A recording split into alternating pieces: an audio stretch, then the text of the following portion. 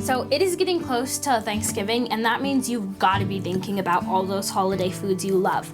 And I don't know about you, but my favorite Thanksgiving food is an old-time classic. Today, I'm going to show you how to make it to perfection. Hey you guys, I'm Abigail from Homesteading Family, and today you are going to be learning how to make the classic apple pie. It is a gorgeous fall day, and I did not want to be stuck inside in the hot stuffy kitchen. So I decided that today we are going to be baking outside. In the background you can see a couple of my little sisters. They're just playing around, building a campfire. All right, let's get started. So here's what you're going to need to make that apple pie. I've got a bunch of apples here. You're going to want about 6 cups of peeled and chopped apples. There's 3/4 cups of white sugar, a tablespoon of lemon juice, 2 tablespoons of white flour, and a teaspoon of cinnamon with a 1/4 teaspoon of nutmeg. If you want the written recipe, the link is in the description below. So step 1 is peeling and chopping our apples. So let's get started.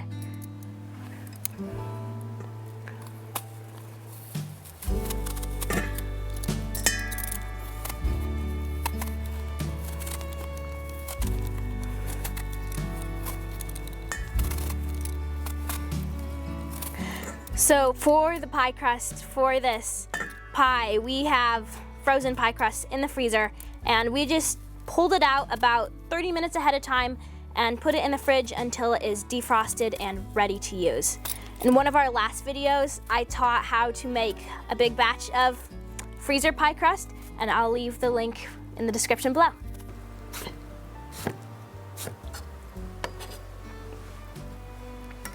All right, that is 6 cups of chopped apples. There we go. So I peeled a little too many apples, so we're just gonna put them back in the basket where I will take them to the kitchen and use them later today. There we go. And the cores, just squish to the side. Okay, so to make the actual filling, now that you have your apples chopped, you're just going to add all of the ingredients in and mix it all together. It's as simple as that. Is the sugar.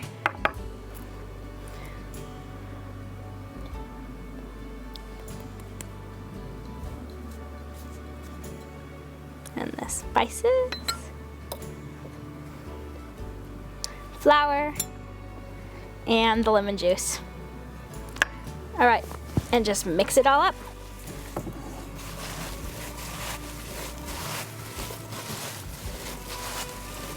Make sure you get it all the way mixed so all the ingredients are completely coating all the apple slices and thoroughly distributed.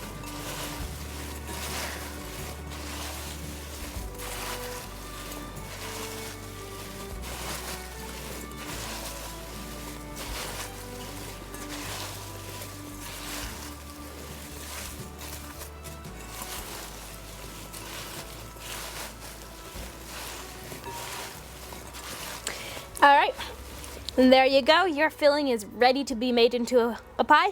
Let's jump into rolling out our pie crust. All right, we're ready to roll out the pie dough. A really important thing about handling pie dough is to make sure you're not touching it too much with your hands, because if you do, the warmth from your hands will soften the butter inside, and that will make it sticky and not very easy to work with. Let's get started. Make sure you have flour down on your cutting board so that it does not stick.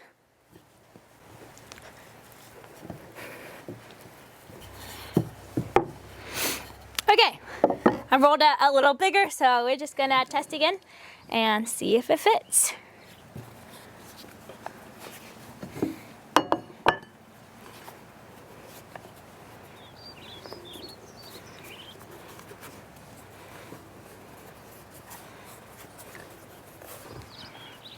Okay, so our bottom crust fits. Don't worry about any bits of the extra dough. We will talk about that later after we have the filling and the top piece of dough done. So the next step is just to roll out the top layer of crust.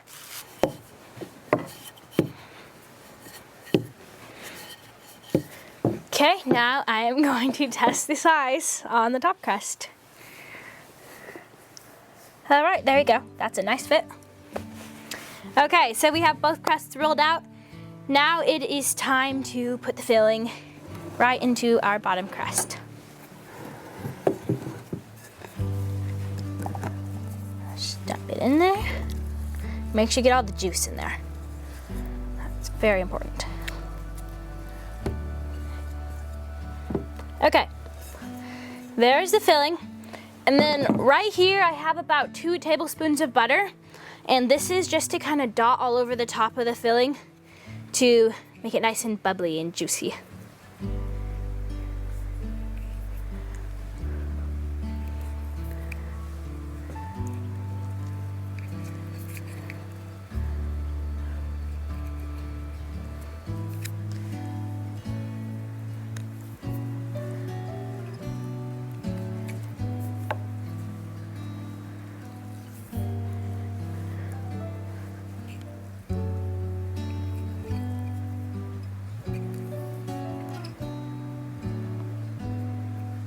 All right, there we go. Now for the top crust.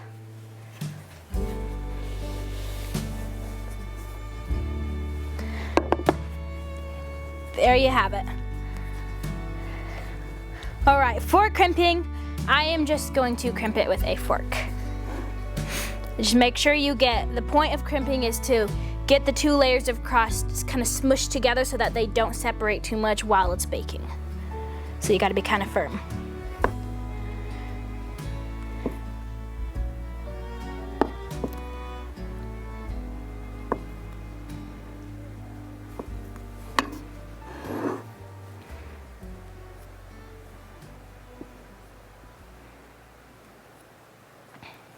Hey Gussie. Hey Gus, you're a good boy. Good boy. Okay, now that I've finished crimping it, we're gonna go ahead and trim all of this extra dough off. And the easiest way to do that is just to run your knife along the outside of the pie pan. Just slice it all off, just like that.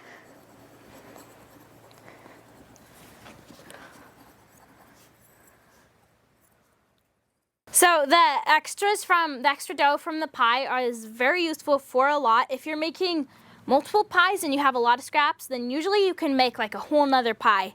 However, if you're making just one pie and you have a smaller amount, these are great for making little hand pies. And that's something that me and my siblings always loved to do when we were younger. So I'm just gonna set these aside because we'll probably end up using them later. Okay, now you have crimped and trimmed, and the last thing left to do before you bake it is to poke nice little, slice little holes in the top for all the air to escape while it's baking. And you can make kind of fun little designs. Usually I kind of just like doing like a little X with the knife.